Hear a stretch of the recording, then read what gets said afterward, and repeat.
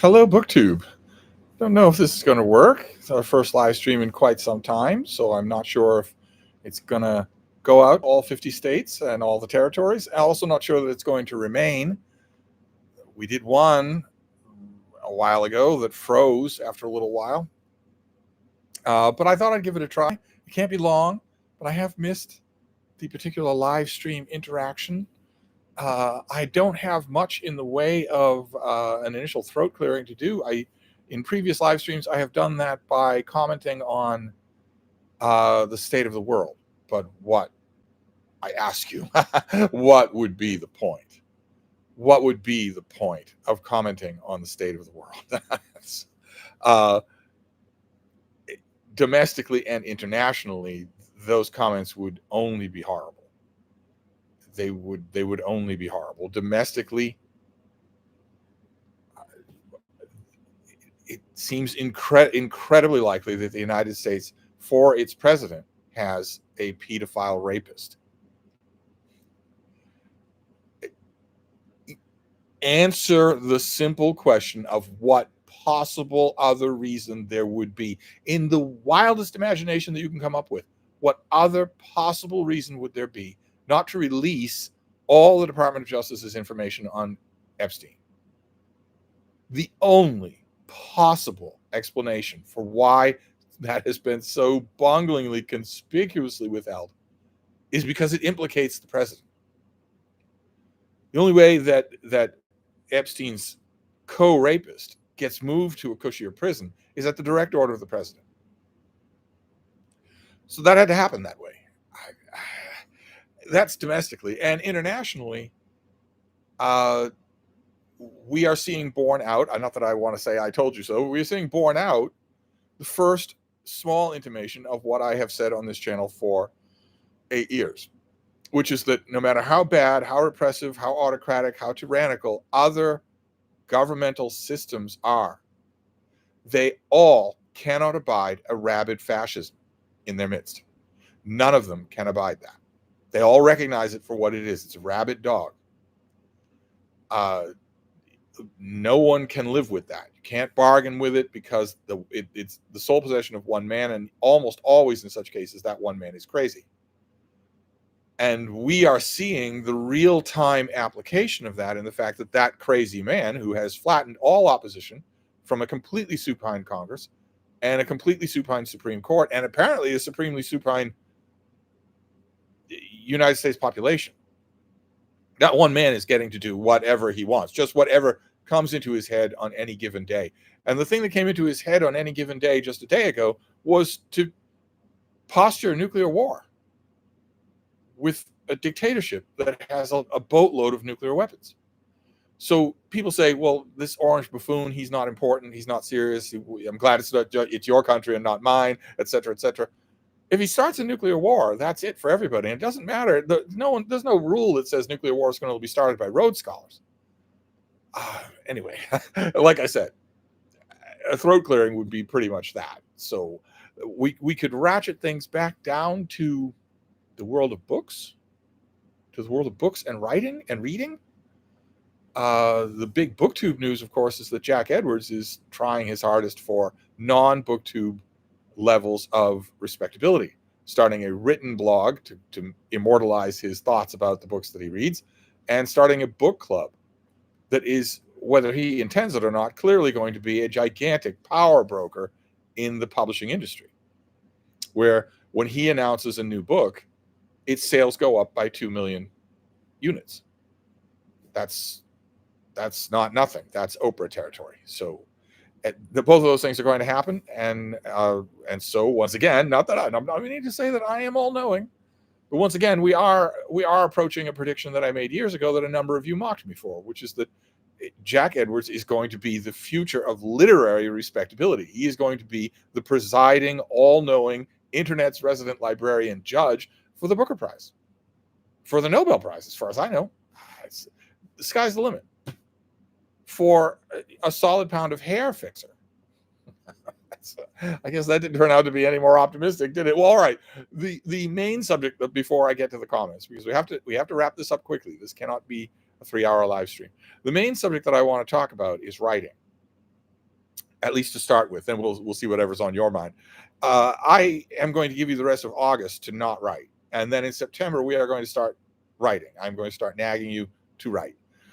Now that gives you the whole of August to plan what it is that you're going to write in September. But more importantly, it also gives you this time to practice. And you might say, well, what good would practice doing if I don't know what my plot is yet? If I don't know what my story is yet? If I don't know what I'm going to write yet, then how can I practice? It's simple. You can practice by journaling. That's how you practice. A nice blank page of paper. Write the date at the top of the page and then work hard and fast, no self-editing, to dramatize the day that you had. There you go. There's your material. No need to plot it. No need to know what it is. I want you to, at 6 o'clock in the afternoon, I want you to look back on the day that you had and dramatize it. So recall snatches of actual dialogue. Describe the people in your life as though they were fictional characters. Describe what you did and analyze why you did it. In one page.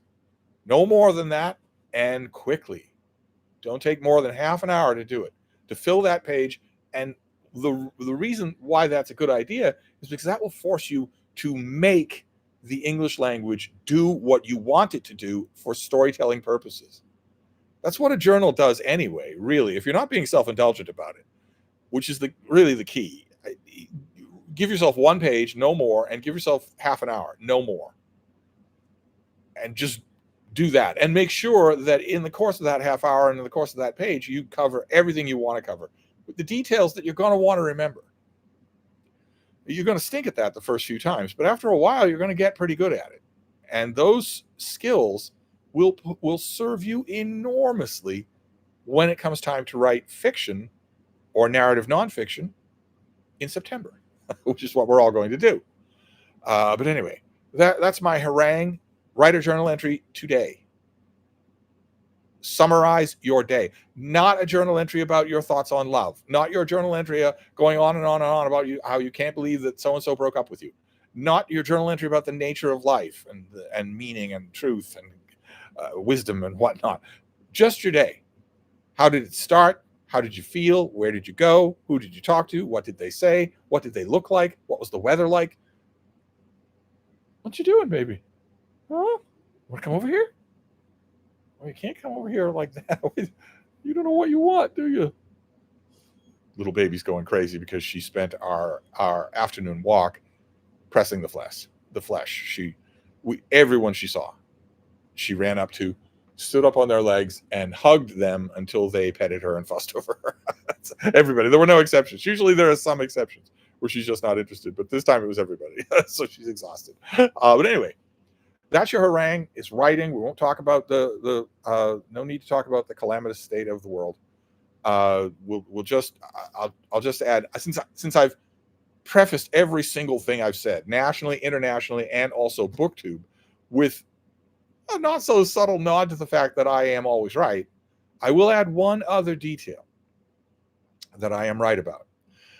We may not learn it in our lifetime, if ever. I don't think so. I don't think it'll take long for us to learn that I am right. The other day, Donald Trump, in a now infamous interview, said that although he'd been on Jeffrey Epstein's plane a few times, he had never been to Jeffrey Epstein's island, that he never had the privilege of going to Jeffrey Epstein's island. Now, keep in mind, an axiom that will never let you down. Trump always lies. He is always lying. Always. Always. So when he says that he had nothing to do with Jeffrey Epstein, he is lying. That means he did. And when he says, I didn't go to the island, that means he did. That means he did. So expect sometime in the next year, if we're all still here, for footage to come out, or eyewitness testimony, if the eyewitnesses haven't been killed. But anyway, now we'll move on to the chat. It looks like there are 8 people here. We will see what you all have to say since it's been so long. Gandhi is first. You recently gave high praise to Nicholas Boggs' biography of James Baldwin. I'm curious to how it compares to David Leeming's biography. I thought it was even better, more heartfelt. Gandhi is here again. Some sort of crown with a number. Are you putting that there? Thoughts on J. Randy Tabarelli's book on the Kennedys? It's just DYS. No need for an apostrophe.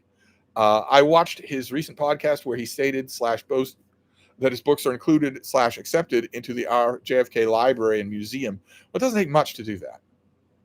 If it comes out from a major publishing house, of course it's going to be in there. I didn't like it. I thought it was largely tinny and empty. It certainly wasn't thoughtful.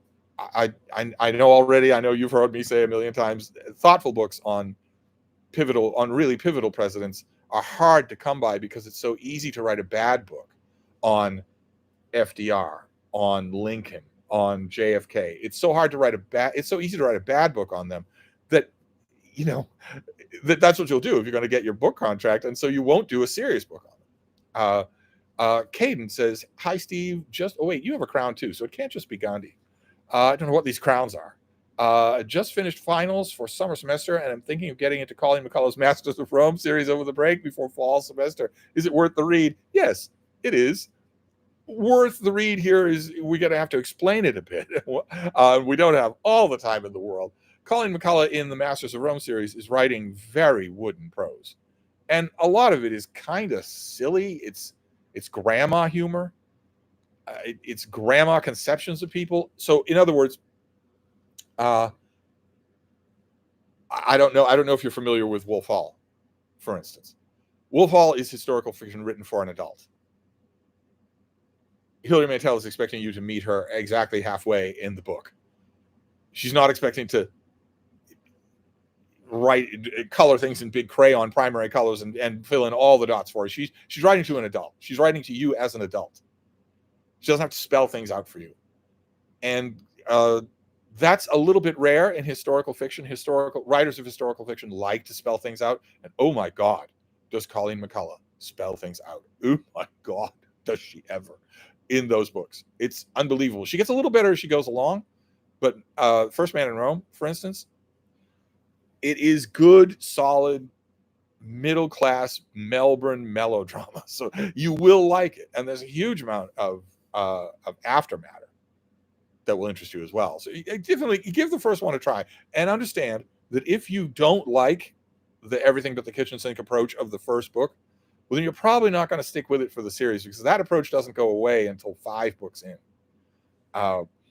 Mark is here. Before anyone accuses Steve of hypocrisy for recommending philosophy today, let me rush to his defense by correcting you. David Hume is not a philosopher. He's an essayist. Got it? An essayist. Yeah. Or he was a philosopher before it was corrupted. Either way, I was not recommending philosophy. Mark is back, but surely Hume's essays are philosophical, are they not? No, they're essayistical. I'm detecting a little bit of waggish humor here. Nevertheless, I don't need your help to help me tap dance, bub. Either Hume is a philosopher but was writing before philosophy was corrupted by dude bros, or he's not a philosopher. Either way, I'm right. Cozy says, hey, Steve, what's your favorite John Singer Sargent painting? Oh, my. I suppose I should give props to the centerpiece of here in Boston. But that's not really a portrait, though. I don't know that I could pick one. Or a painting. You said just painting. Well, yeah, there's a painting here in Boston. It's not actually a portrait, and it is astonishing to see in person. Gandhi says, do you recommend Laurie Gwen Shapiro's book, The Aviator and the Showman? No. Nietzsche and Wig says, hey, Steve, I just read Anna Karenina. Goodness gracious. I hated every moment of it. Boring, insufferable, moving at the pace of drying paint. For once we agree, War and Peace is infinitely superior. We do not agree, Nietzsche and Wig. We do not agree. Kindly don't put words in my mouth. War and Peace, I said, was superior to Anna Karenina. But that is not me agreeing with you that Anna Karenina stinks. It's brilliant. And you have just missed it. That's all. Maybe you read a translation that didn't appeal to you, but I never said that War and Peace was infinitely better than Anna Karenina. First of all, I said it's better than Anna Karenina, but Anna Karenina is brilliant. So we don't agree on that. And you're back. Sense and Sensibility, on the other hand, so much better. Now reading Mansfield Park. And Mark says, I miss Nietzsche and Wig and his wrong opinions. And he and Nietzsche and Wig says, I missed me too. And Gandhi says, I completely agree. Well, you're both mistaken. I'm perfectly willing all the time, all day long on this channel to say What you like and what you don't like is up to you. It's inviolate. If you don't like a book, put it down. You don't have to like anything. But nevertheless, in this case, you are wrong. This is not subjective. You have read a brilliant book and not seen it. Maybe someday you will. Who knows? Cosmic Gaze says, hello, Steve. Would you recommend David Carpenter's 2-volume biography of Henry III? I was thinking of getting it. Also, what is its tone towards Henry III? Pro, anti, or neutral? It's very, very neutral. It's historian neutral. But are you interested in it? Are you interested in Henry III? Or are you genuinely interested in Henry III?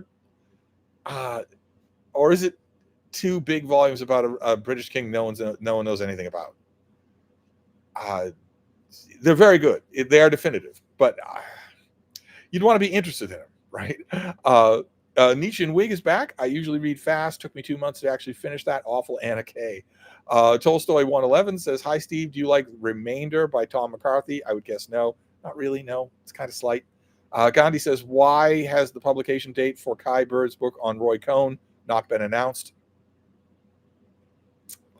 I wouldn't expect to see it if I were you. Hugo says, finally a Stevestream to guide me in these troubling times. Yeah, well, we don't have to revive the cliches of the COVID era, right? It's bad enough that one of those cliches from the COVID era appears to be immortal and unkillable, which is, hope you're doing well when you don't, when you're not even conscious. Hope you're doing well. I'm not even conscious. I don't know that I said anything.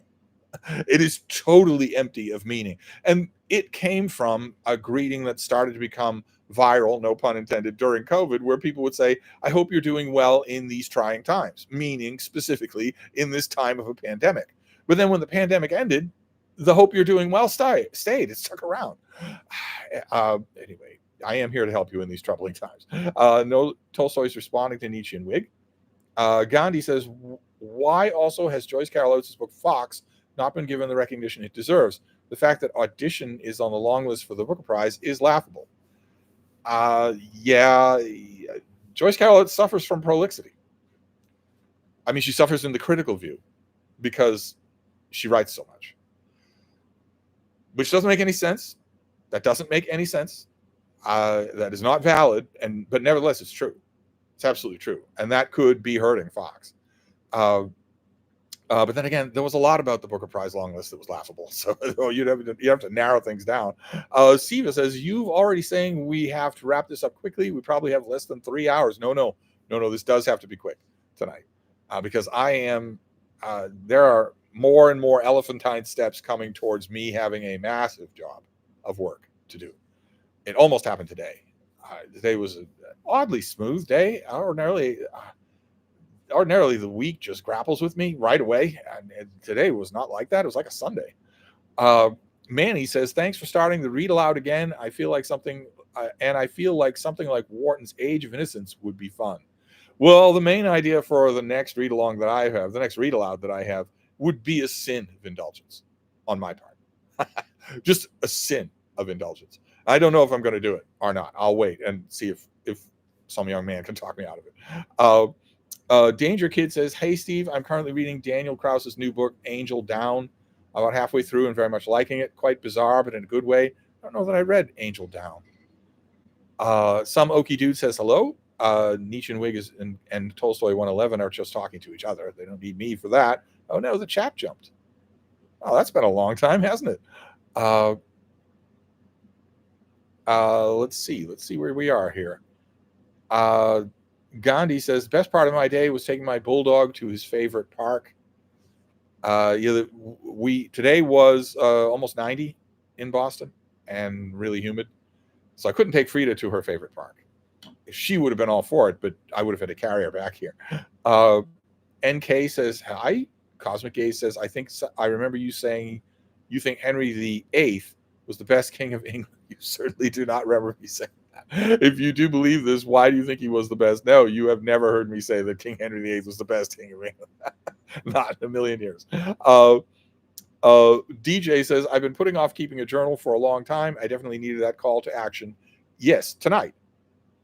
Put the date up top. You are not allowed to indulge in philosophy or any kind of self-pitying navel gazing. Keep in mind, there is nothing less attractive no trait less attractive in a man than self-pity. So you're not allowed to do that. Put the date up top and then write a narrative account of your day in detail, but only one page and only 30 minutes. So no sitting there tapping your pen against your teeth, no pondering over the perfect word. Make the English language do what you're telling it to do in the time you're telling it to do it. Pat Lester says, "Dear Diary, I saw Stevestream and thought my day was fulfilled." Colin says, "What is your opinion of Zola's book, The Debacle? Can I read it without reading the other entries?" Yes, you can. Very much so. Tolstoy 111 is responding to Nietzsche. And we're just having a long conversation between yourselves. Yeah. Manny says, "Yeah, I need to start journaling again, but every time I was planning to journal, it was always between that or read some book. Just take a few minutes. See if you can cover the whole of one blank page without stopping. Just continuously writing. You probably can't do that at first, but the more you do it, the better you'll get at it." Colin says, "What's your recommended book on the history of Genghis Khan / the Mongol Empire?" Well, they wouldn't be the same book, right? One is a vast subject and one is a personal subject. But Frank McGlynn did a book on Genghis Khan that I liked very much. But then again, I like him. I like his work. Gandhi says, "What do you mean it doesn't need an apostrophe?"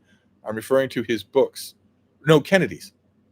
The plural of Kennedy's is EDYS, not EDY apostrophe S. Apostrophe S is only possessive. No matter how awkward it looks at the end of a word, it's not. It isn't plural. Sean says, "As a black man, what are your thoughts on Israel-Palestine?" I know this may come as a shock to you, but I am not a black man. Steve Abronski says, "Steve, are you just annoyed about Jake Tapper's and Kamala's new books? Are they anything but money grabs?" No, they're not anything but money grabs. Although my annoyance, I'm not annoyed with Kamala Harris. Of course, every ex-politician writes a book. I'm toweringly annoyed with Jake Tapper. Toweringly. He played a significant, not a face in a crowd. He played individually a significant role in the fall of my country. He deserves the execration of every future generation. Tension Tamer says, "Just started uploading occasional BookTube videos after some heavy binging of your channel." Oh, no kidding. First time ever? Welcome to BookTube. Must Read More says, "I read the revised edition of Meg for Garbagas. It was so much better than I thought it would be. I didn't want to put it down." You don't want to put down Meg. No, of course not. Of course not. Man is responding to somebody else. A reader's journey. How do you decide what picture is going to be behind you on the wall? Well, the horse's patoot was for June on the Range, and the browns seem to go together fairly well. The library steps there. It'll probably change. The top one probably won't change, but you never know. Could be time to put the Grizzlies back up there again. I largely just wait until I feel it feels tedious, and then I swap things out. And usually when I do it there, I swap things out all over the place here because there's artwork hanging all over the place here. Come here. Come here. What are you doing? Don't do it, Frida. Come here. Come on. Don't do it, baby. You're thinking about it, but don't do it. Come here. Come here. Come on. All right. Never mind. Let's see here. Cosmic Gaze says, "What are the books you most desire to own but feel the Brattle will never provide?" A category of books, ironically enough, is the new releases from 10 years ago or 15 years ago. The stuff that I was getting in the mail, the stuff that I got the advanced copy, I got the finished copy, I reviewed it. Come here. Come on. Come on. You can do it. Come on. Come on. There you go. That sort of stuff just does not appear used. It just does not. So I'm looking at my intake logs. I'm seeing all kinds of books that I wish I'd kept. I barely ever see anything like that at the Brattle or anywhere else. Hugo Rathall says, "Hey, Steve, just wanted to let you know I loved your Substack writing a couple of weeks ago titled Grandkids in the Library." My Substack has been so much fun to do. So much fun to do. The minute I have bookish thoughts all the time. They bubble up all the time. But every once in a while, in other words, every day or so, one will bubble up that is kind of formed and has substance. And now, instead of just thinking about that or maybe jotting an outline in my journal, I get to write it on Steve Reads, which is so much fun. It's just so much fun to do. Uh, Street Medic says, a Stevestream, what brought this on? I was just checking to see that I could still do it. NK Mandel says, Steve, is Nap's debut The Names worth the hype? Would you recommend it?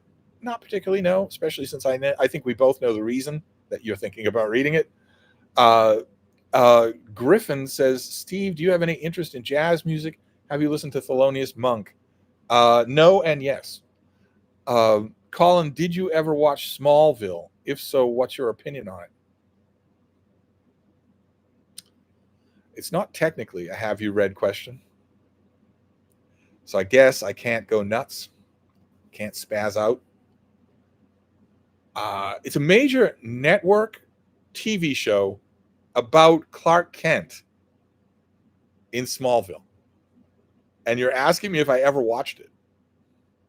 So I could have sat around reading and writing and known that there was a TV show about Clark Kent in Smallville and said, I don't feel like watching that.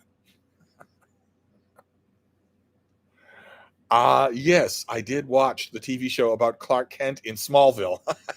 Yes, I did.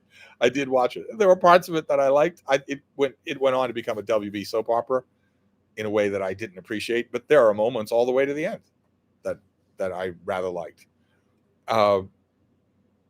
Alice says, hi, Steve. Love your Rome starter kit. I have run through a few while waiting for some to arrive. In addition to the starter kit, would you consider doing a level 2nd starter kit? What would a level 2 starter kit be? What would I call it?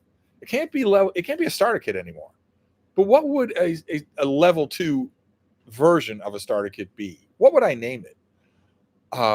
Some Okie Dude says, which do you like more, Dark Knight Returns or Batman Year One? Batman Year One.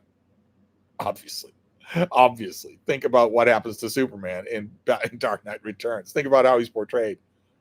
Batman Year One. Well, also Batman Year One is just just a better story. It's far, far more concise and gem-like. Manny says, what's your favorite personality to read about from ancient Greece? I just finished Will Durant's Life of Greece, and his personality portraits are absolutely brilliant and sometimes funny. I agree. And I think probably it would be Alcibiades, probably the same as everybody. Monet Doyle says hello. Some Okie Dude says, been thinking of picking up the new Buckley book. Is it worth reading? Have you read it, Steve? You were doing fine until you asked me if I've read it. What is going on here? What is going on here?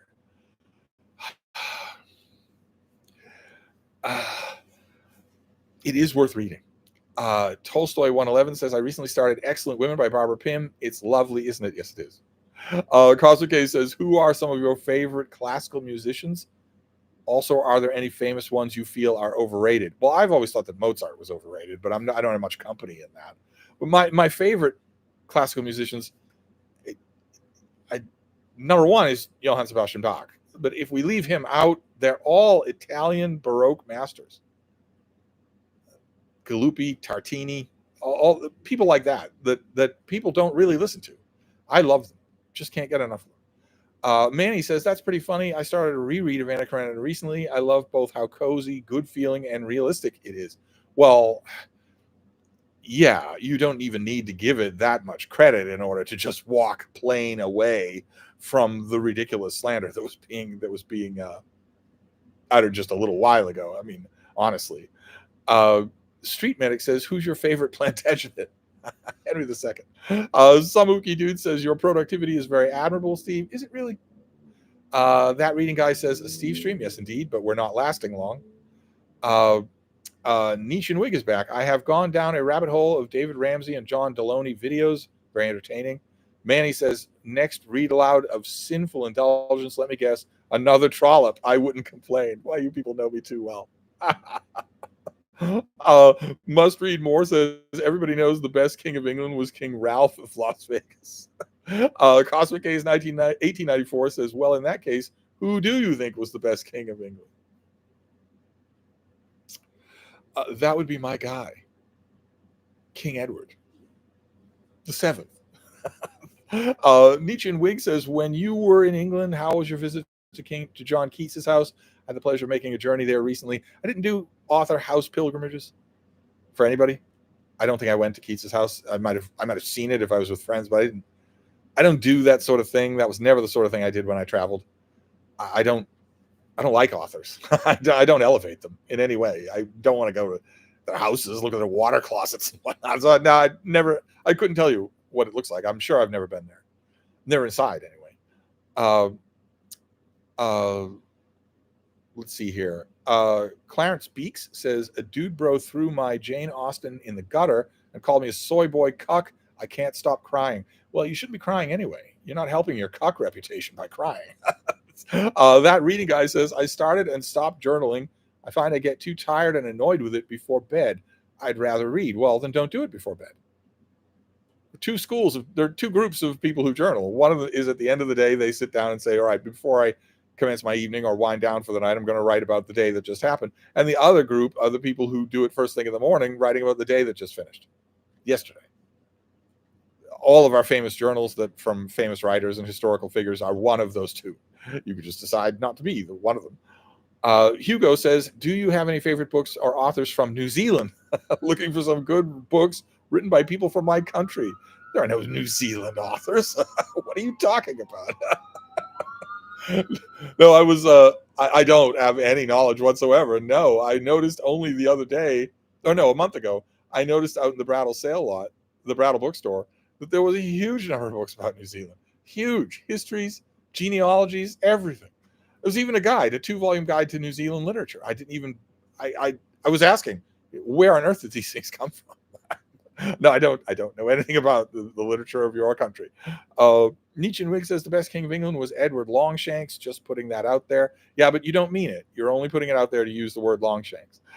CS Reader says, have you ever done a medieval history starter kit? I must have. Manny says, and by the way, I've been reading very slowly. Larry McMurtry's Moving On based on your recommendation. I'm loving it, but halfway through, I'm wondering when it will pick up its pace. Well, what does that mean, though? I mean, think about the universally venerated Lonesome Dove. When does it pick up its pace?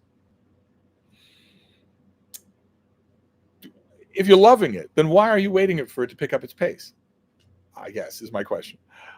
Street Medic just finished the second volume of the Annals of America Bicentennial Edition. I'm hoping to finish the set by the Sesquicentennial. It feels like an obituary now.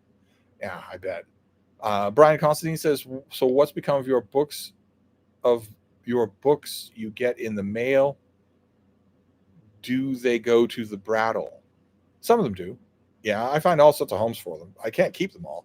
But the point I was making about the new arrivals of yesteryear that are not yet old enough to be backlist titles, so I don't see them at the Brattle, is that you'd think after all this time picking which ones I'm going to want in 10 years and which ones I'm not, I'd be a little better at it. But who is good at that? That reading guy says, your Substack piece today about Reddit was unexpected. I didn't think you'd be one of those Reddit incels. I love Reddit. Nietzsche and Wig says, did you find Eileen Kraditor's book on the experience of American communism to be informative? You're on something of a roll tonight, aren't you? The Big Shep says, Steve, if I'm remembering right, you liked Jerusalem by Alan Moore. I did. Not the first time, but the second time. Yes, I did. Would you recommend the long London books he's released so far? I haven't liked any of them. I was just inert. Divas Mirko says, what's the worst injury you've ever had? Worst injury? I broke an arm. That would probably do. Oh, no. No. That was just a bone, and that was easy. There was an incident. I have a baboon story. That was horrific. I mean, when I look back on it, it was absolutely horrific. At the time, it seemed just so surreal that I didn't think I would live through it, and I also didn't really believe it was happening. But that was probably the worst thing. A really, really, really bad bite in my midsection. A really bad bite right there. An abortive but obvious attempt to disembowel me. But that didn't happen. But it was still really jagged and really bad. Baboons are real bad news. Real bad news. And don't be fooled by anything that you might see or perceive on a nature special. The males are huge. They're gigantic. Pandora B says, "Hey Steve, glad to catch the stream. Since I started my Willa Cather obsession, I have had a strong urge to see the American Prairie. I live in the States, but have stuck to the East Coast. The Prairie is something. You think you're ready for it, and then you start to experience it, and you think, okay, well, this is exactly as it was described. Then it keeps going.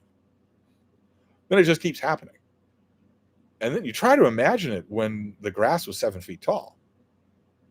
Just endlessly for hundreds of miles in any direction. It's something to see. It really is. Nietzsche and Wig is back. Do you recommend the O'Toole biography, Loitering with Intent? No, I don't. Some Okie Dude says that is objectively correct.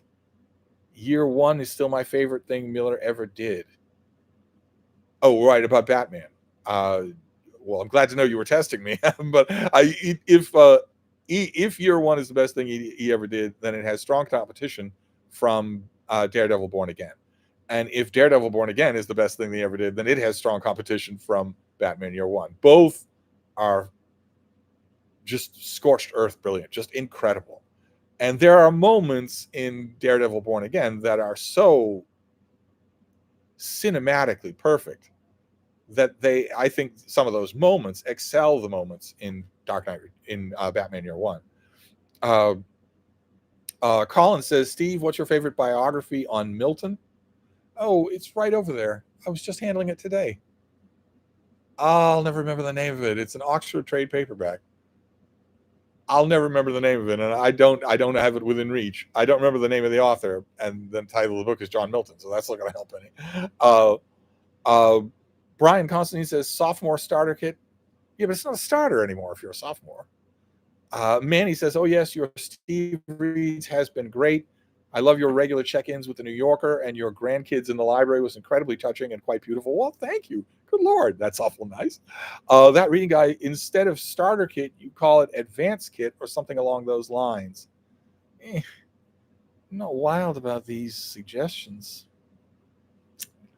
Not really. Maybe I need to find a different chat, a more creative chat. Let's see here. Street Medic says Batman Year One is the best.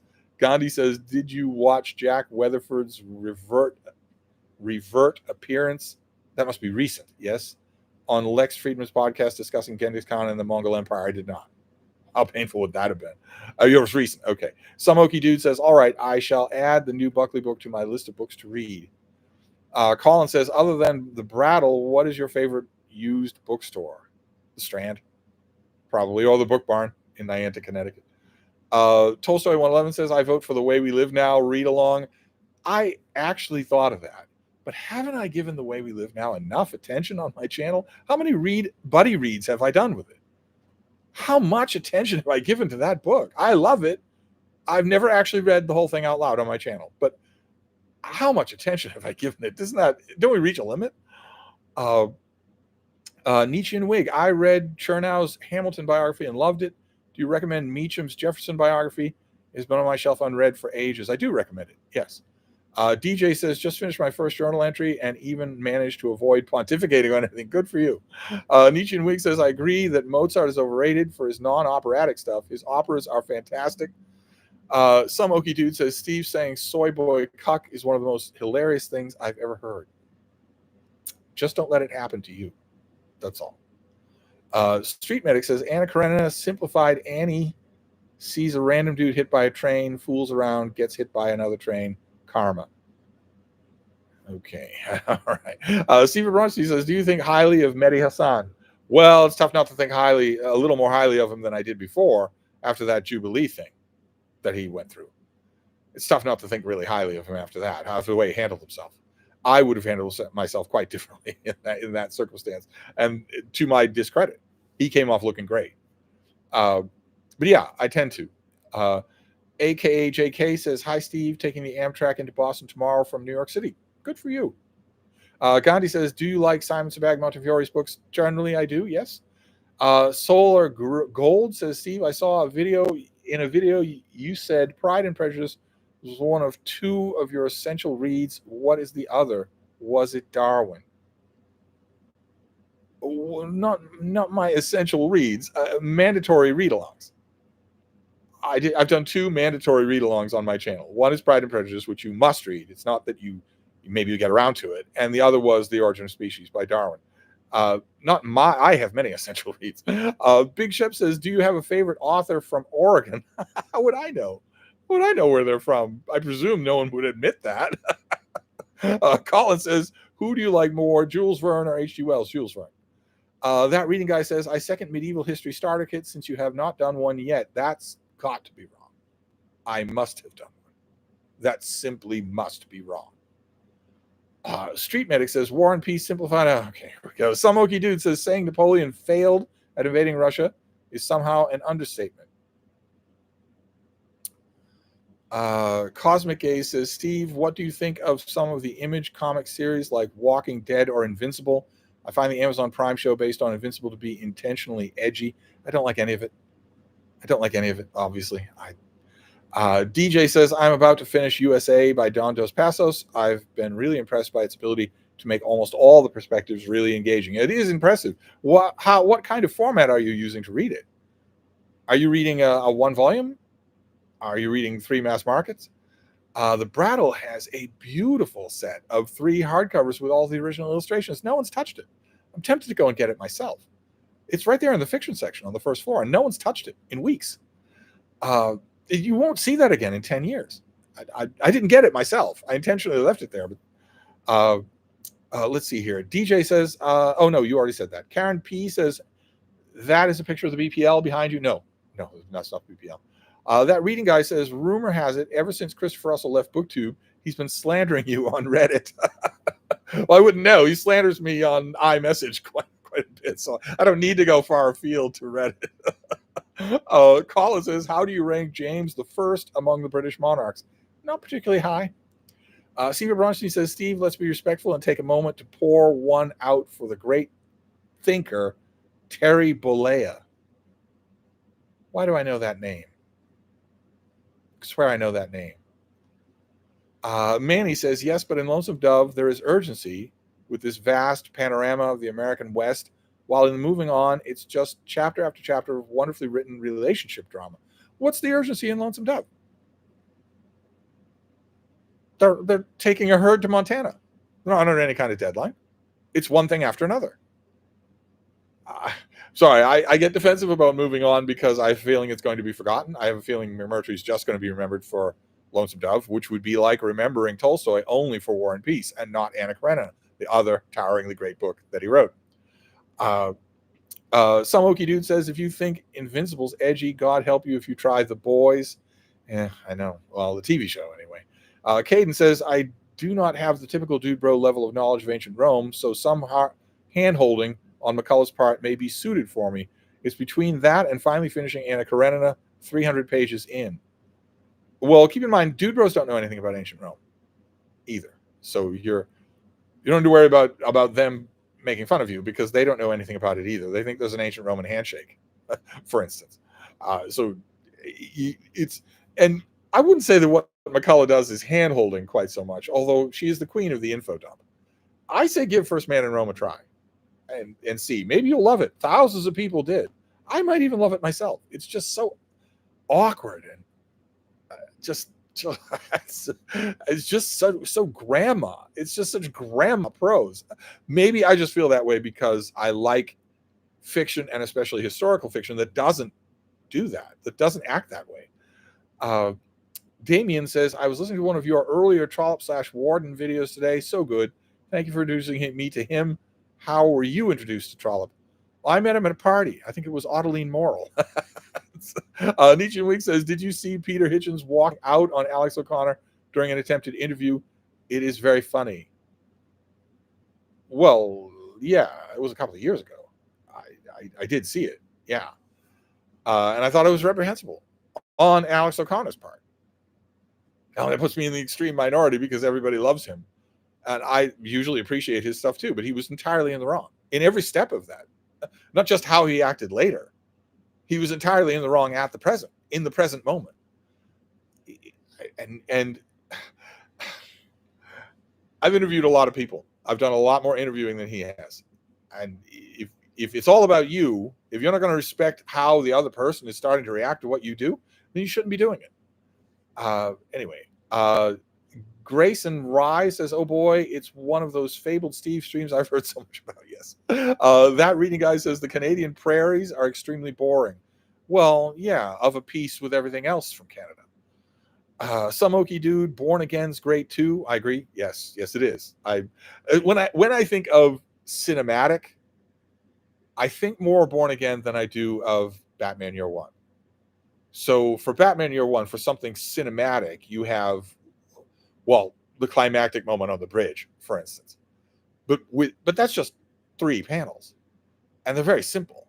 Whereas with Daredevil, Born Again, you have that climactic scene in the jail cell with the gigantic nurse and the Secret Service agent and the photographer and his wife, and it's all just perfectly done. I don't know. I don't think that Batman Year One has anything like that in it. Let's see here. Haga Sanders says, "You once said you liked the Dutch author Harry Mulisch. What do you think of the author thought of as the greatest Dutch author, known as Multatuli?" The greatest Dutch author? Is this a game? Are you having me on? is that it? Or are you saying greatest Dutch author because, and you're excluding my boy because he didn't write in Dutch? Greatest Dutch author? Isn't there a gigantic statue in Rotterdam of the greatest Dutch author? No, the chat jumped again. We were at Colin. I called out his name, so I can't ignore him, much though I'd like to. Let's see. Goodness gracious. There we go. What are your thoughts on James Fenimore Cooper's The Prairie? I love it. Can I read it without reading the other books in the Leatherstocking Tales? You certainly can. And The Prairie has some moments of such beauty. Oh my God. We think of Fenimore Cooper as writing these galumphing boys' own adventure stories, but The Prairie has such beauty in it. Oh my God. I ought to read that out loud. I ought to read Fenimore Cooper out loud and try and make him a few fans. It's a sin. It's an absolute sin that people don't read him anymore. Manny says the earlier rodeo chapters had, on the other hand, a similar feel to the epicness of Lonesome Dove. Steve Bronstein says, is Jonathan Last, JVL, your favorite of the Bulwark people since he has the most sober takes? Sober takes. Don't get me started on the Bulwark people. Okay. Just don't get me started on them. This is not a horse race. There is nothing funny about this. Nothing. There is nothing funny about this. So if you get on a camera and just get a wind-up toy monkey, oh, I didn't have this in my bingo card, oh, lepers eat my face. There is nothing funny about this at all. There hasn't been from the beginning. Don't get me started on the Bulwark people. Let's see here. Cosmic A says, Steve, what do you think of the view that Rome was a republic up until Diocletian? I think it's nonsense. Some Okie says, I get your frustration with Lonesome Dove pacing comment. My friend Jason just completed it and enjoyed it, but complained about how long it was. It drives me crazy. Nick Piccarilli, it's always exciting when Steve reveals who one of his guys is. I have 5 guys, but there's an informal extension to another 5. Edward VII is not actually one of my 5 guys, but he comes close. He comes pretty close. And somehow has been overlooked by the Dude Bros, which mystifies me. Street Medic says, you should ride a motorcycle across the prairie. It doesn't take long before you start to praying for a curve. Doesn't have to be a big curve. It's just something to break the monotony. Colin says, currently reading very slowly, Saltweed Factor, The Last Ship, The Devil in the Shape of a Woman, per your recommendations. Oh, wow. Colin says, thanks, Steve. Well, you're welcome, but how can you read The Last Ship slowly? With the others, maybe, but aren't you tempted to just sit down and keep reading The Last Ship? Divis says, after starter kit comes the dabbler kit. Clarence Beek says, the creature I cohabitate with has assigned me one large bookshelf and I'm not to stray beyond it. Can I crash with you for a while? I'm running out of book room space myself. I've been tackling that one bookcase full of the used books that I bought in the last few months blithely, thinking, well, I'll tackle it because I just have to clear it out. So all those books will go somewhere else. But increasingly, there's not somewhere else to put them. So it's time to divest myself of a chunk of books. Manny says, I second the way we live now. I so want to experience it together in this read aloud format. It would be so much fun. It would be so much fun. It is so much fun.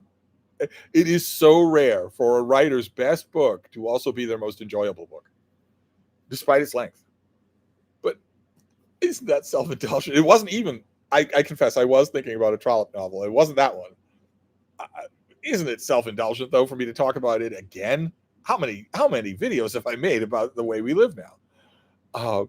Kevin J.N. says, reading Mississippi Blood and Lies and Isles has me hooked again. He doesn't always let the good guys win. So brutally honest, you sometimes suffer along with his characters. Love his writing. C.S. Reader says, next step, Kit. Hegasander says, I'm learning Latin with the help of Horace, and I hope to read Ovid in his language one day. How did you learn your languages? Well, some of them I learned from falling into the hands of a fanatical religious sect when I was young. And a lot of the others came just as things do. I have a bit of a facility for languages, so I don't need a whole lot to start picking one up. Colin says, did you enjoy The Mikado? It depends on what performance, but generally speaking, sure. That reading guy, the next mandatory read aloud along will be Meg. Well, it can't be a read aloud because it's under copyright. David Bergen says, for a name for a level 2 starter kit, how about Builder Kit or Booster Pack? I don't like any of these. I think you're all soy. Street Medic says, when it comes to Darwin, everyone reads Origin of Species, but nobody reads Voyage of the Beagle. Tolstoy 111 says, do you like last year's book, Dark Brilliance by Paul Strathern? Not particularly, no. Colin says, what's your opinion of Ragtime by E.L. Doctorow? I liked it. Manny says, what's your favorite Baroque opera?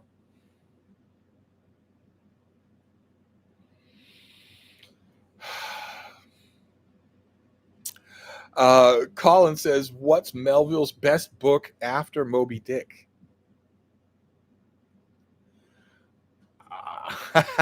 Wow, we're hitting some stumpers here, aren't we? I don't. They're all of it. All the others but Moby Dick are of a completely different category. Might as well be asking. I have no idea. Probably Marty. I don't. It's like it's Moby Dick, and then it's everything else. Nietzsche and Wig says, do you see yourself in another life fighting in the ranks of James II's army at the Battle of the Boyne? Why would it have to be in another life? Deb and I were mixing it up pretty bad at the Battle of the Boyne.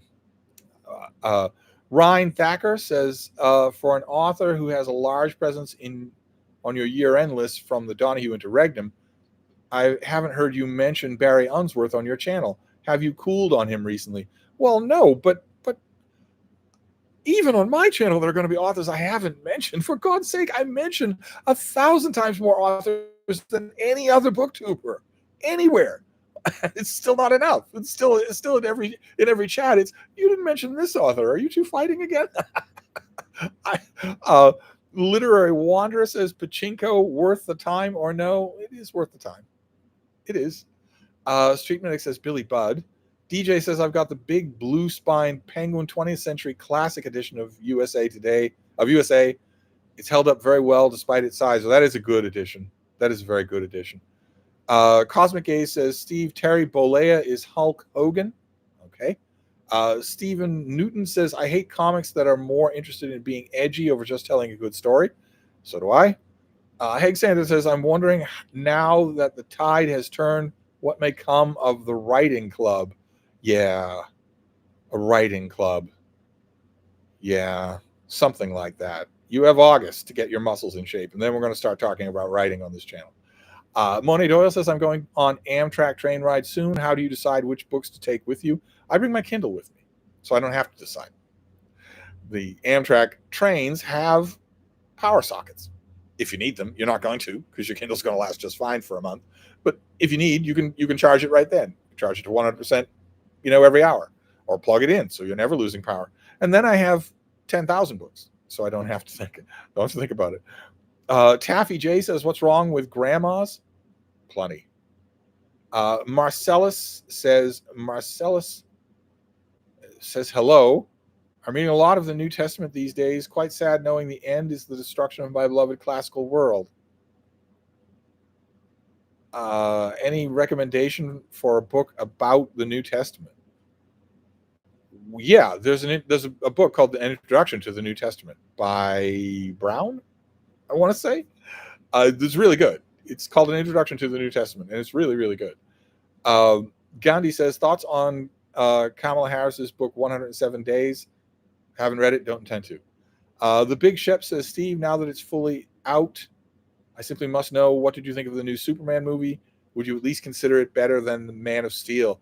Yeah, it's better than Man of Steel. It's better than any Superman movie recently. I guess I'm not on the same wavelength with a lot of the really Superman serious ultra fans who went to see it, who were outraged by this, that, and the other thing. I guess I didn't approach it on that level either, because the identity politicsification of Hollywood has numbed me, or because maybe I'm just on James Gunn's humor wavelength a little more than some of the guys who went to see this thing. I, I loved it. I absolutely loved it. Cosmic Days says, "Steve, how do I keep my temper with Christians who take the Amalek verse literally and defend it? Don't engage. Don't engage at all. Keeping your temper implies that you're trying to talk to them about it. You can't talk to them about it. Just don't engage at all." Stephen, oh no, the chat jumped. All right, well, we were at Stephen, and that's an easy name for me to remember. There we go. "I tried reading War and Peace, and something about it just didn't work for me. Maybe it's because I never read historical fiction before. Wait and give it time. When it's ready." Street Medic says, "I agree. War and Peace and Anna Karenina are great books. I just got tired of people asking me what they are about instead of reading them themselves. So I came up with those synopses to get them to stop." Colin says, "I second the Fenimore Cooper read on." Tolstoy 111 says, "Good to hear you gush about Fenimore Cooper. I put off The Last of the Mohicans because of his soured reputation. My mistake. It's still very powerful." They're powerful. They're funny. They're exciting. And things like books like The Prairie or The Pioneers have genuine beauty, passages of genuine beauty in them. Street Medic says, "Leatherstocking Tales is a great, almost forgotten series." I agree completely. Winston says, "It doesn't appear you place much stock in decorating, yet you subscribe to Architectural Digest." Why doesn't it appear that I put much stock in decorating? What's that supposed to mean? Kevin J.N. says, "Ryan Holiday mastered the grift with Marcus Aurelius. With your Roman knowledge, what ancient writer is ripe for a dude bro awakening?" I would never do it. Never in a million years. Nietzsche and Wig says, "An overlooked genius of British monarchy, Prince Albert." Manny says, "I completely agree with your sentiment regarding moving on, though despite the gripes I have with it, which might change from when I finish it, it seems like it's almost completely unknown, unjustifiably so." Yeah, it's a shame. And regarding Lonesome Dove, I personally found the whole cattle drive incredibly exciting, with the introduction of Blue Duck making it immediately feel incredibly urgent. Danger Kid says, "My local bookstore has a gigantic pile, over 100, of those brown leatherette editions of Louis L'Amour novels for a couple of bucks a pop. Strongly considering grabbing them all. Talk me out of it." Talk you out of it? Grab them. Grab the whole set. Grab as many as they are. Ask the proprietor of the shop if he has any that aren't out. Grab the whole set. Mark says, "Farter kit." All right, that's a little warm. That might work. I Samwise is here. Oh my god, what a video you did the other day. Oh my god, I'm channel. I swear, this is what I talk about. When I talk about this all the time, nobody ever believes me that the subscriber count business on BookTube is absurd. It has no connection to the quality of the channel. And B, I wish it were possible to transfer to just transfer. If it does mean something to someone, it does. Anyway, what? Now that I'm finished praising you, what do you have to say? Greetings, Steve. What did you think of The Wayfinder by Adam Johnson? I think you hauled it earlier this year. I did haul it earlier this year, and I love the guy. Absolutely love him. I think he's brilliant. I'm going to read it again when I get the finished copy, but I spent a weekend with it, and it did nothing for me at all. Nothing at all. That has never been true with anything he's written. That even on first pass, it did nothing. So I can't remember, Samwise, if you are in America. If you're in America, I'd be happy to send you that advanced copy and see what you make of it. That reading guy says, fine. The next level after starter kit is Epic Chad Intellectual Kit. How's that for creativity? That's pretty good. Street Medic says, I still have my Wheelock's Latin and some Loeb classics. Trish Boval says, how did I not know there are 7 Meg novels? Oh yeah, there are 7. Mm-hmm. And each one of them has some of that old Meg magic. There are no duds in that list. Heg Sanders says, do you enjoy the films, the Japanese director Akira Kurosawa? I kind of know who he is. And if you do, what do you think of High and Low? A little secret for you here. Directors don't matter. Karen P says, I would love to read Along the Way We Live Now with you. You could add a lot to it. I certainly could. I know that book so well, and I love it so much. But I've done buddy reads of it, more than one. I mean, you're tempting me. You're all tempting me. Nietzsche and Wig says, are Tolstoy short stories worth a read? I am not going to give up on how yet. They are very much worth a read. Yes, absolutely. The chat jumped, but we have to wrap this up anyway. That reading guy's back. You haven't mentioned Thucydides lately on your channel. Does that mean you hate him? Steven says, what is your view of Hemingway? Back in 5th grade, they had us read his short story, The Killers, and it's always stuck with me. He stinks. Some Okie Dude says, I really enjoyed the new Superman movie myself. Nick Piccirilli says, we're due for new videos giving top 10 lists for different movie genres. Street Medic says, I like discussing books with other people who have actually read them, but it irritates me when people who haven't read them interrogate me on them, especially when they have opinions about them. Brian Constantine says, so Twain was wrong about Cooper. Twain was incredibly wrong about Cooper. Yeah, incredibly wrong. Also, incredibly blind to the fact that Fenimore Cooper's literary offenses could easily be done for Mark Twain. Nostalgia says, Steve, are we allowed to like Jack Kerouac's On the Road? No. DJ says, you mentioned that you weren't planning on reviewing the new Thomas Pynchon book. I certainly am not. Would you change your mind if you read it and liked it? Or do you have no hope of it being any good? No. The reason I'm not going to review it has nothing to do with my thought that it might not be good. It's that I don't believe it's possible to review it. It's the second coming of Jesus Christ. For a good solid 80% of the people who are eagerly waiting for it, it has a gigantic number of pre-orders on Amazon. The Dude Bros view this as the second coming of Jesus Christ. And what non-Dude Bro book critic is going to be able to review the book? How are you supposed to review the book when it comes with Pynchon style baggage, and is almost certainly the last book that he will write? I'll see if Sam reviews it, but I'm not going to review it. No way. Cosmic A says, Steve, how do you feel about space exploration? Something to invest in or a waste of time and money? You mean manned space exploration?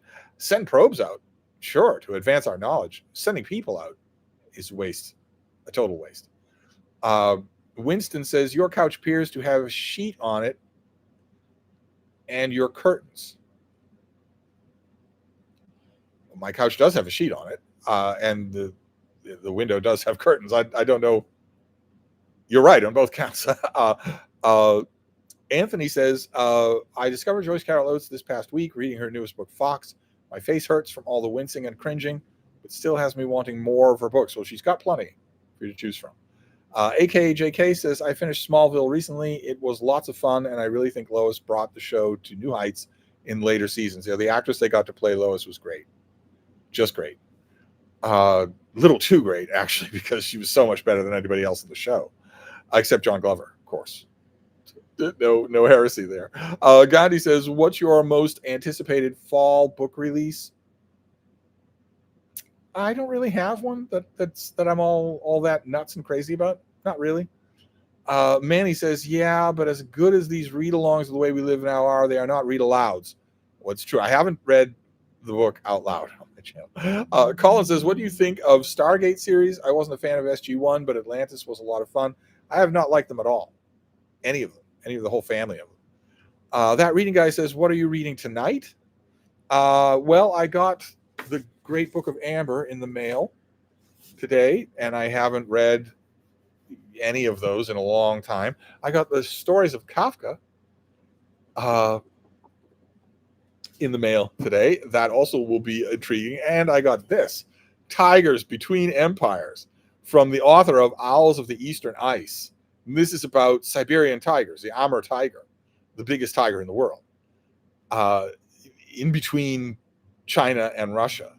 This little patch of territory that we're almost hunted to extinction. And I loved Owls of the Eastern Ice. Loved it. So I have high hopes. Hagasander says, yes, I know you think that way about directors, and yet you admitted that David Lean had some influence in his film Lawrence of Arabia. Some influence, not much. Mark says, did you ever figure out what you thought of Nosferatu, or did you rewatch it into meaninglessness? I rewatched it into meaninglessness, into complete meaninglessness. I watched it until it didn't mean anything, until I didn't even know what I was seeing. I have no idea, and I never will know what I thought of it. Manny says, and what do you think about a read-along of Moving On? Maybe you can make me and other people fall in love with it. I would love your commentaries on it. Well, yeah, but I'm kind of in love with read-alouds, and I can't do that with Moving On. Nietzsche and Wig says, what is the most outrageous thing Gore Vidal did or said? I don't rank them. I have no idea. That reading guy says, Christopher Russell should review the new Pynchon since he's a recovering dude pro. He hasn't reviewed anything, ever. And the new Pynchon is going to be hard to review. It's going to be a difficult book to review. How do you even see it when you're trying to review it? How do you even see the book? I'm not saying it can't be reviewed. I could do it, but I don't think I'm going to even try. Street Medic says, watch Gore Vidal and Norman Mailer chat on the Dick Cavett show. Manny says, speaking of Pynchon and Vidal, his descriptions of these cult-like author followings as religions are very fitting. Nietzsche Winks is responding to Street Medic. AJ, aka JK, says, John Glover, oh my, he was amazing. I was glued to the screen whenever Lionel was on, and he just got better and better. I'm 20 years old, and his hair makes me jealous. His hair was awesome. It's true. And he is awesome. He is awesome in everything that he does. It's an oldie but a goodie, and I don't know what kind of streaming service it might or might not be on, but Cormier's novel, The Chocolate War, he was in the movie version of that, and he's does an incredible job. It's just amazing, the job that he does. Nietzsche and Wig says, once again, words fail Norman Mailer. Oh, right. You're doing this whole thing. Nietzsche and Wig says, I love Gore. Okay, all right. Jacob Tyler says, hey, Steve, I'm looking for an annotated Bible, and you were blurbed on one. Yes, I was. You should look no further. Which one was it? Is there any other Bible you would recommend for studying? The Norton Critical Edition English Bible has a blurb by me. I am blurbed on the Bible. It's pricey, but what price can you put on having a Bible with my name on it? The chat jumped again. That's not good. Samwise says, I do live in America. I don't know when I'd get to the Wayfinder, since my historical fiction TBR is embarrassing. I've not read Pillars of the Earth, Shogun, Wolf Hall. Oh my God. J. Scott Phillips is here. I'm late again. It's too late for a blob watch. It's not too late for a blob watch, but there's nothing to see. There's nothing to see. Well, let's take a look. But I said the other day that Massachusetts was not going to have any rain for the rest of August, and people said, "Oh, come on! How can you possibly know that?" But I'm right, as always, about this and everything else. Let's see. No, I don't want a free trial to anything. No, I don't want a free trial to anything. Not to anything at all. Oh boy, this app has gone all. Yeah, look, see, there's country. Clean as a slate, smooth as a baby's bottom. No weather at all. There's a little bit down here in the south, but otherwise no. If we cycle out, yeah, this you can see right there. We have a storm. that is named and is growing. It's not going to be much, and it might affect the South and the Mid-Atlantic. But otherwise, look at how blank the country is. It's completely blank, completely bland. So no, there's no blob watch at all. That reading guy says the STD Book Club has rebranded into Trollop Read-Alouds. Nietzsche and Wig says never read Pynchon, but frankly, he is not on my list of priorities. Jeff's Cave of Cool Books says, hi, Steve. Been meaning to check out some of James Michener chonkers.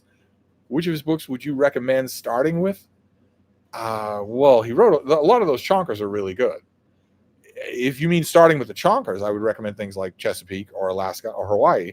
If you're talking about Michener, just Michener, but not a chonker, then Tales from the South Pacific. Start with that and see if you like them. See if you get along. Samwise says, speaking of which, is there homework or required reading I should get to before reading Wolf Hall? You very much piqued my interest. Not much, no. If you don't have any knowledge of Tudor period, then just read the Thomas Cromwell entry on Wikipedia. You don't really need to know much, I don't think. Otherwise, so many thousands of people who don't know Tudor history would not have loved it so much. I went into it wary about that, very wary. When it first came out, I thought, okay, well, I'm loving the daylights out of this, but am I doing that because I know this period really well, or would anybody get this? But I've known plenty of people who didn't know anything about Tudor England that got it, that loved it, because it's the emotional stuff that really hits you, and the descriptions are immediate. There are people that you know, so just read up on Thomas Cromwell, and you should be fine. And of course, email me with any questions whatsoever. I am happy to talk about Wolf Hall. How I wish I could do a read aloud of that. Let's see here. Some Okie Dude says, hello, Steve. Cosmic A says, Steve, what do you think of Margaret Young's Miss Mackintosh, My Darling?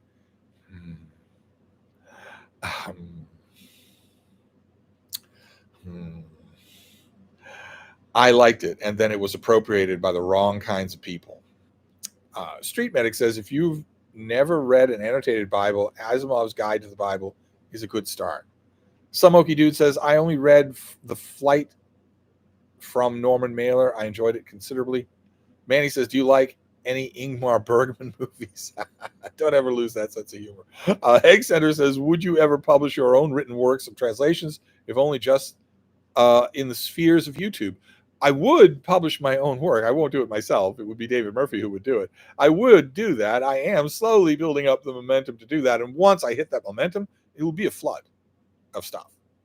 But when it comes to translations, I was seriously thinking that some of the books that I want, some of the ancient works that I want to do read alouds of, where we read it chapter by chapter and I comment on it, I was thinking about some of those, quite a few of them, and thinking, well, there's no way to do that because it's not the work, it's the translation, and the translation is still under copyright. And then I thought, just translate it yourself. Just do the read aloud, only use your own translation. Then you don't have to ask anybody's permission. I had thought of that. DJ says, I was underwhelmed when I saw Nosferatu, especially since I watched Bram Stoker's Dracula not long before, which is anything but underwhelming. That's true. Bram Stoker's Dracula is anything but underwhelming. Jacob Tyler says, also curious to hear what you think of American Eagle commercial controversy. Maybe it's just me or I'm ignorant, but it seems like a bunch made from an ad. Yeah, it's a controversy over nothing.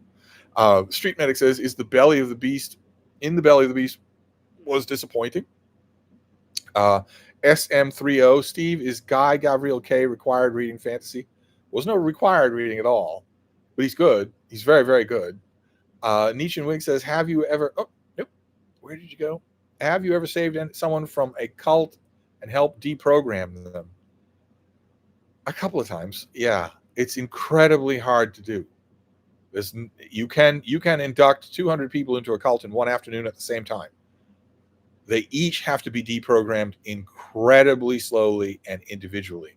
So there's no way to all these news stories from people saying, well, this will be the thing that wakes MAGA up. No. They're in a cult. They have been cult conditioned. They have to be deprogrammed, each one of them individually over a long period of time. No one's going to do that. They've alienated all the people in their lives. No one loves them anymore. So no one's going to do that. Also, some Ookie dude says Steve was in a cult. No, never. Samwise is back. Oh, I've also meant to mention that I'm now 100 plus pages into Cuba Fruit. This has been fascinating, and I'm excited to see where it goes. Thanks for the recommendation. Oh, that is good to hear. Cuba Fruit is brilliant. Street Medic says Steve is a cult. Oh my God. Joseph says, sorry for this random question, but how thin are the pages in the Penguin Bible? Are they thick enough to write on? Not really. No. Jeff's Cave of Cool Books says, Steve, have you read much Gerald Durrell? Silly question, probably. And what do you think of his work? I like his work, and I've read all of it multiple times. Danger Kid says, I knew basically nothing about Tudor England when I read Wolf Hall and still loved it. And it sent me down a Tudor rabbit hole. Well, the thing about Wolf Hall that you need to know, I mean, everybody knows a little bit about Henry VIII, right? Everybody knows a little bit about Anne Boleyn.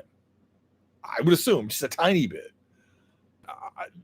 A movie, even. You've seen movies or TV shows. You know a little bit about it. And so much of the stuff in Wolf Hall is so beautifully, emotionally contextualized that you don't need to know anything to get the power of the scenes. J. Scott Phillips is back. How cringeworthy did you find the latest Strange New Worlds episode? Strange New Worlds has inoculated me. I no longer cringe when I watch it. I no longer cringe. I enter into a kind of euphoric state. So I didn't cringe when I watched it. The key is just to say this isn't Star Trek. That has been the key all along. That was the key even with the lens flare movies. Hegsander says, purely hypothetically, would you recommend your Jesuit education for children today? And what if the religious aspect was removed? Children today could not do it. If asked to pay attention, they sue. Well, they don't sue. They're too young. They have their parents sue. And they win. So that's what happens if you ask them to pay attention. Much less corporal punishment. So it's totally impossible. It cannot happen. It's just an empty set. Nietzsche and Wig says, are you a fellow Cary Grant admirer? Hoping yes. Oh, yes, absolutely.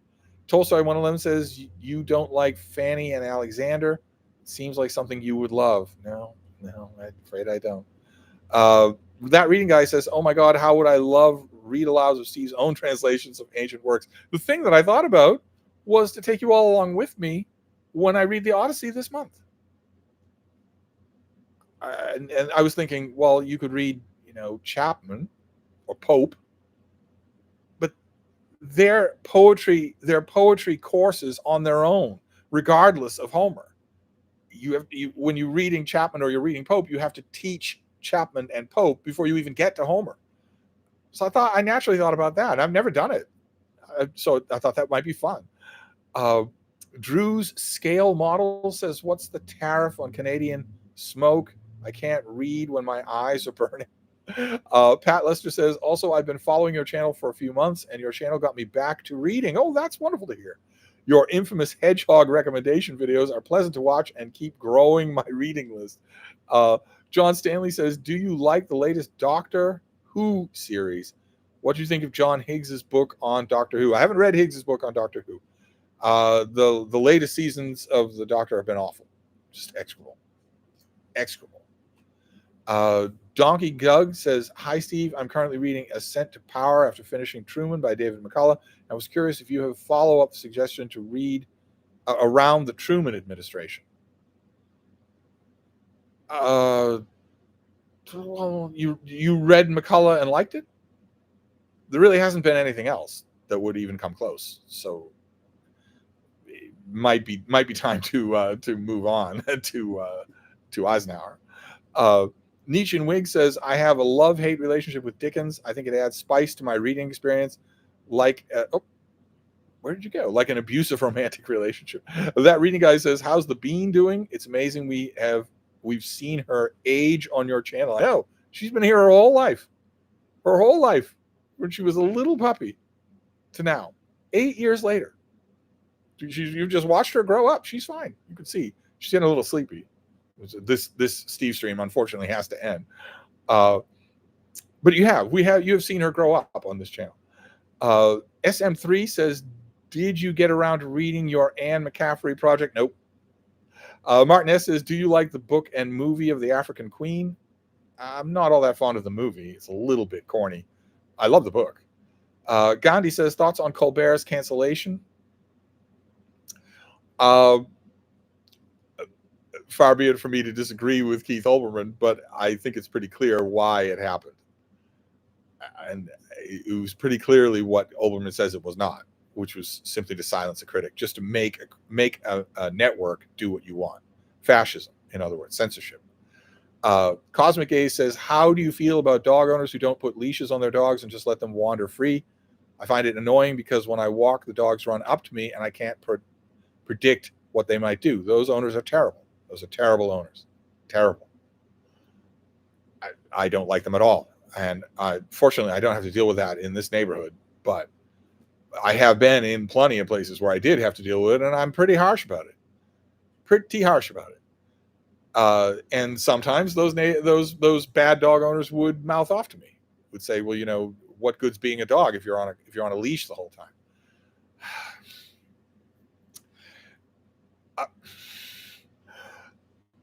I have told such dog owners, you don't have control over your dog. You don't have a leash on your dog, and you don't have control over your dog. And they would say, oh, yes, I do. Oh, my dog will come if I tell him to. And the dog is sitting next to me, leaning on my leg, licking my face, and I look over at them and say, call him. There isn't a dog on earth who's going to go under those circumstances unless I tell him to. So that owner is standing there looking like a fool. They're saying, all right, Prince, come. I said, come. And then I look at them and say, like I said, you don't have any control over your dog. And the only way you would ever conceivably let a dog off a leash in a civilized environment in a city would be if you have complete control over your dog. You don't have any control over your dog. Your dog's ignoring you. Anyway, Haig Center says, if I may, I hope you will one day make a video on Harry Mulisch, introducing him to an audience that would otherwise never hear of him and his books. I'm sure I've mentioned him from time to time on this channel. Tolstoy 111 says, by the way, I'm curious, do you like Stravinsky's Rite of Spring? Not particularly, no. Except the obvious cartoon version. Street Medic says, have you seen pictures of Trump's ludicrous ballroom? I have. Steve Bronstein says, if you lived in New York, would you vote for Mondami? No. Manny says, the way we live now and the Odyssey in the same time would be a feast.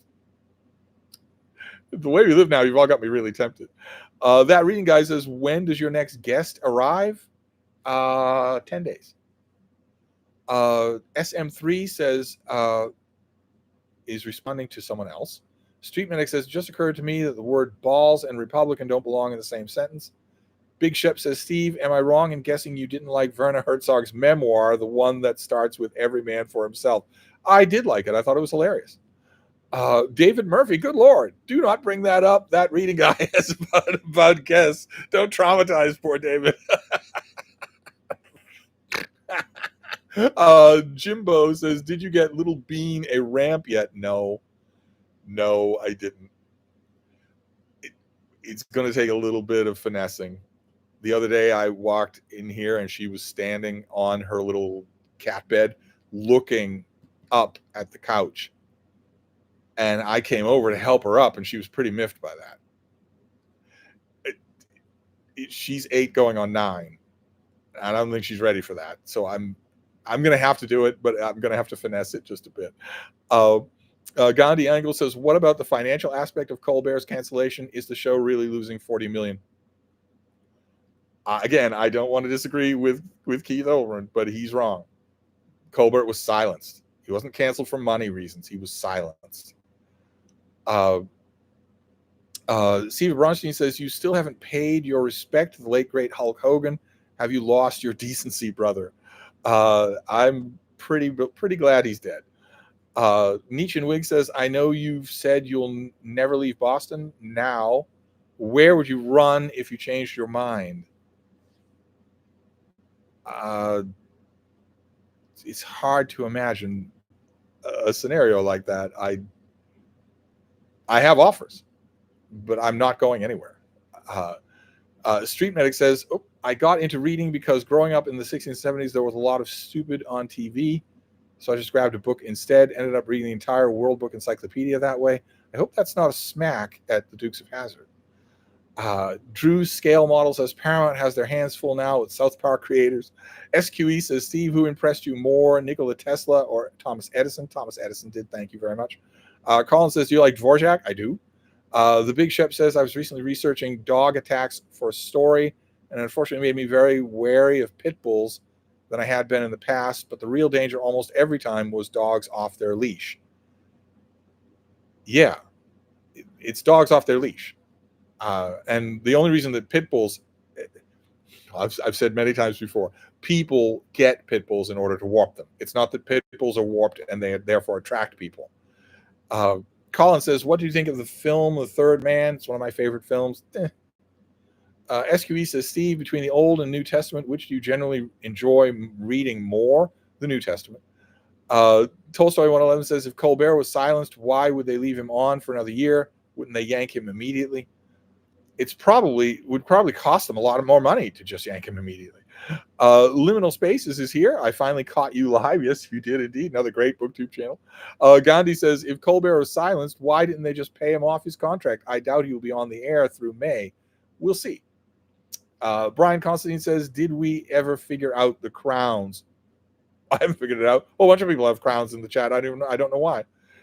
Nietzsche and Wig says, no, nothing about the Dukes of Hazzard, but my hero Loretta Lynn appeared on it. Thanks, YouTube. No, nothing about the Dukes of Hazzard. Oh my. SQE says, Steve, can I trade my hedgehog for your dog? That reading guy says, why would anybody want a hedgehog? Honestly. That reading guy says, when David Murphy visits you next, he'll have to create a vlog about it. Yeah, he can create vlogs. He's all sorts of clever like that, whereas I can't create vlogs. But how do you know he's going to visit me next? maybe he's all traumatized. Cosmic Gaze says, do you think Rottweilers deserve their bad reputation? No, they don't. Rottweiler owners deserve their bad reputation. Manny says, you a fan of Sibelius? Not really, no. Street Medic says, as a paramedic, I responded to a lot of dog bites. There are some of the worst injuries I've ever seen. Yeah, it's no small thing. From what I've seen, it's no small thing. There was an article in the New Yorker years ago that talked with inner city gang members who said, yeah, the police show up and, we're ready, or we're going to talk all sorts of smack, or we're going to call for our lawyers. They show up with a dog. It's like they show up with an atomic bomb, where everything changes when a dog shows up. That reading guy says, whatever happened to the Spaminator? No idea. Must Read More says, I've been wondering what the crowns are too. I have no idea what they are. Nietzsche and Wig says, if it is any consolation, Steve, I know about Hee Haw, the Lawrence Welk Show, Ed Sullivan, the Johnny Cash Show. That's no consolation.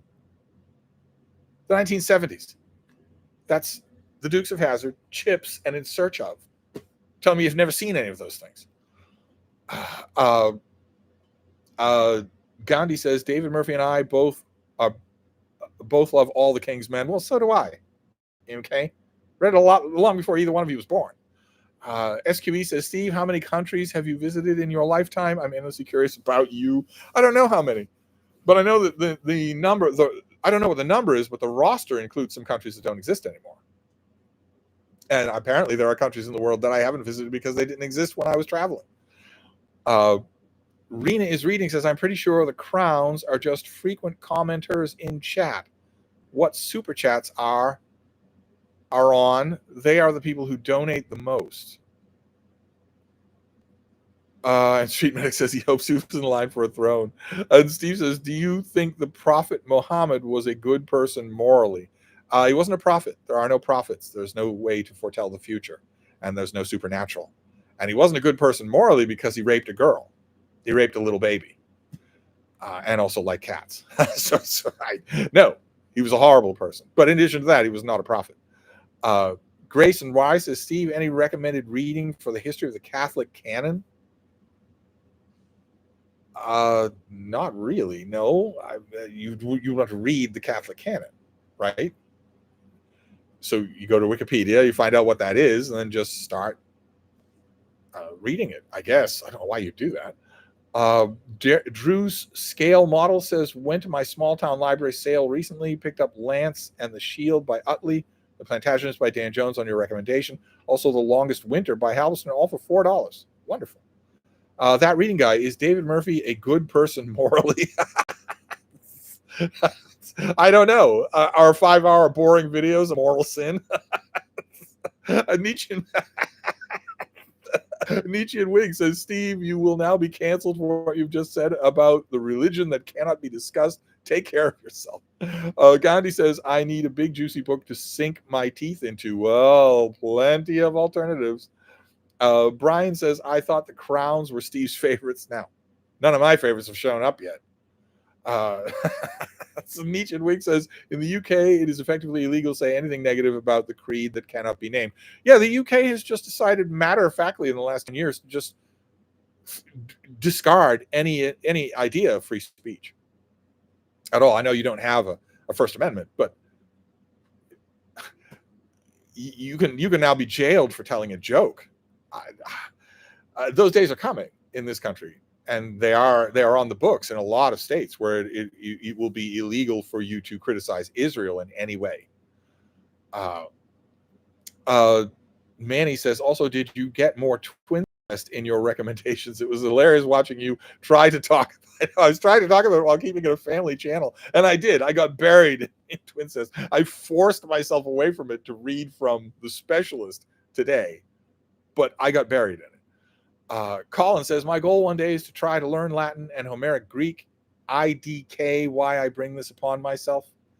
SQE says, Steve, which do you enjoy reading more, the Talmud or the City of God by Augustine?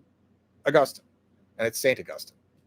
Freeman says, the clowns in chat measure engagement. The most active users get crowned. Oh, crowns, not clowns. That reading guy says, his videos are not boring. I love hearing about the specifics of Austrian economics. Oh my God.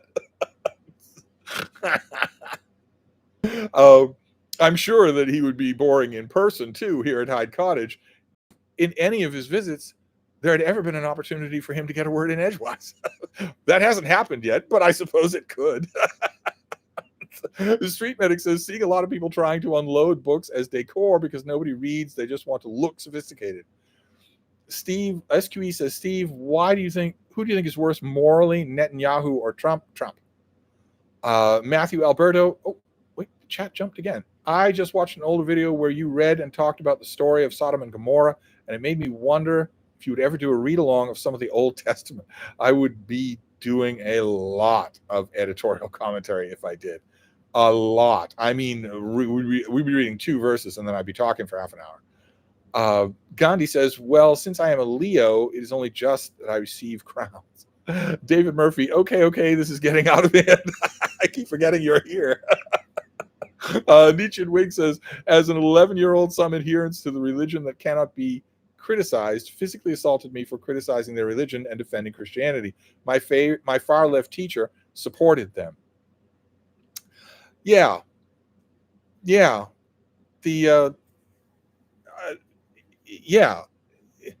Their number one near immediate default position at any time for anything is physical violence. So, by their fruits shall you know them. Danger Kid says, I was about to say, unfortunately, I don't think we really have a First Amendment anymore either. Well, in this country, but I mean, it'll be gone in due time. But I've been amazed at the things I've been reading about the UK, or the things that you simply cannot say at all. Where if in your own living room, you could make a joke and you have broken the law. That reading guy says, wait, this is a family channel. Yes, I try to make it a family channel. I don't know what's going to happen tomorrow with my Garb August video, but I'll try. Drew's scale model says, do you have a starter kit for atheism? I must have. I don't remember, but I must have. SQE. Oh, wait, where did you go? The chat jumped. There we go. SQE. Steve, which is your favorite country besides America? Probably Italy. Cosmic A says, Steve, why do people act like there is a difference between Benjamin Netanyahu and Hendrik Vorward.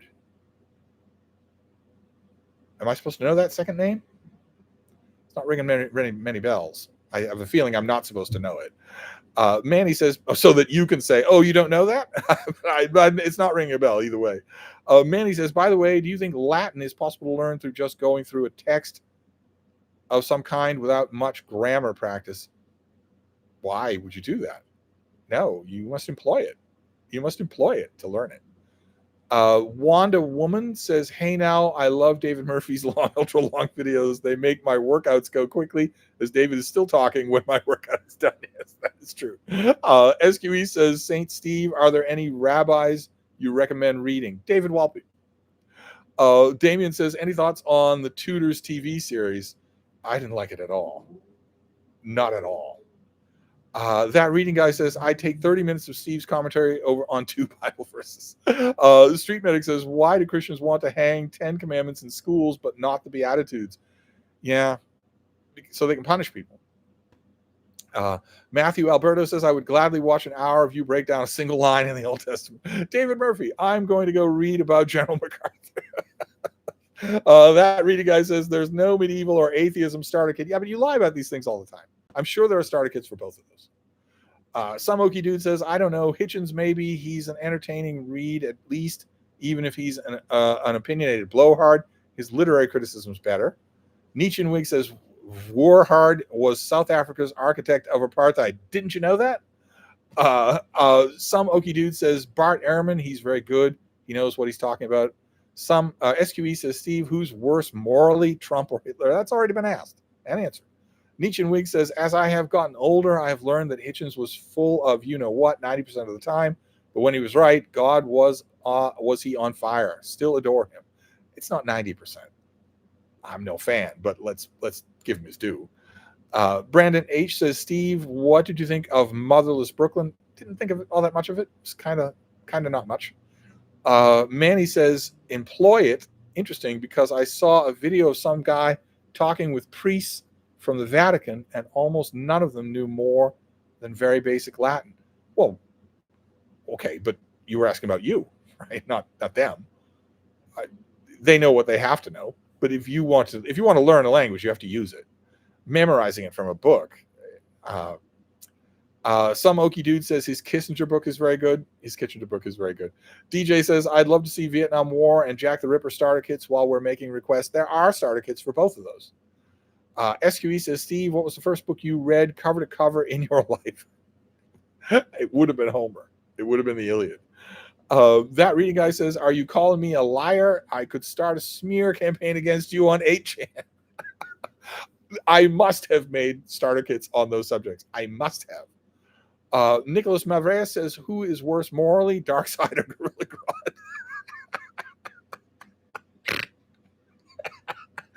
Manny says, well, I just want to be able to read in Latin, but I see your point, and you're probably right.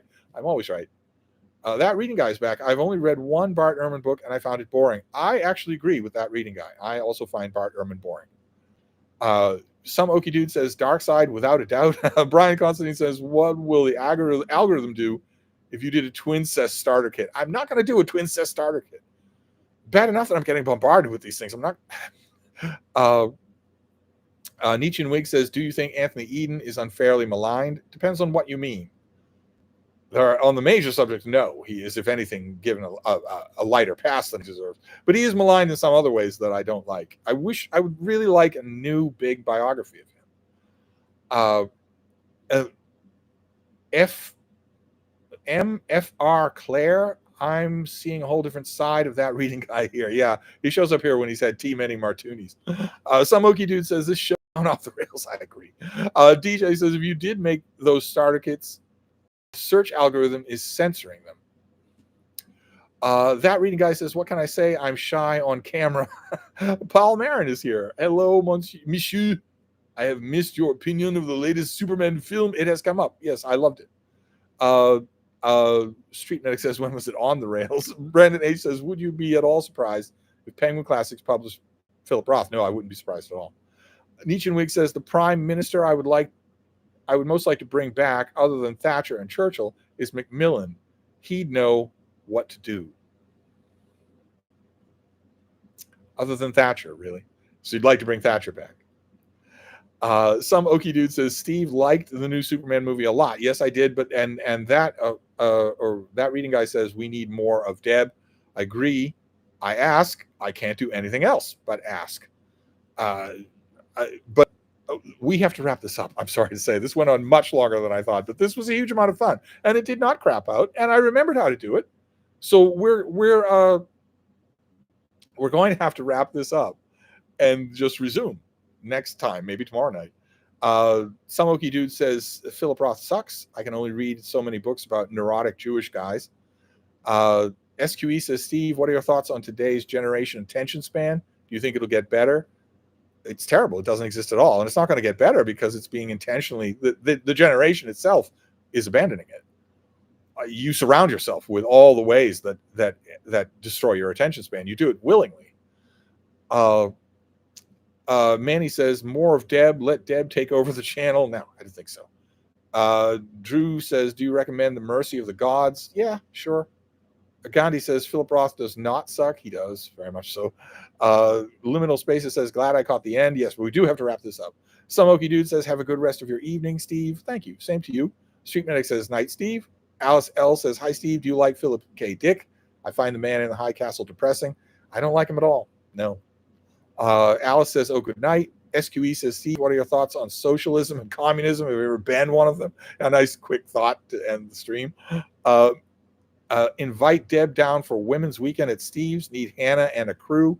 Gross. That's where cooties come from. David Bergen says, Robin Song reads and the literate Texan who is morally worse. Cosmic A says, do you find Joseph Heller overrated? No. Albert Goldfein says, is there any rhyme or reason to the pairing of ace doubles? Usually not. No. That reading guy says you need to convince Deb's male handlers to let her on. Paul Marin says, is that a definite? You're being blocked. Is that definite a stream sooner than later? I was thinking tomorrow night. But anyway, we've got to wrap this up. The comments are coming fast and furious now, but I've got this up and take the baby outside because she's ready. She's an old lady. She's ready to go to bed. And I've got work to do.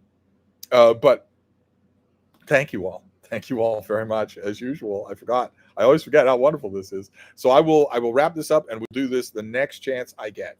And in the meantime, pre-order this thing. Tigers Between Empires. Oh my. It comes out in November. Yeah, it comes out in November. What a book. But anyway, I'm going to wrap this up, but I'll be back. Thank you, book two.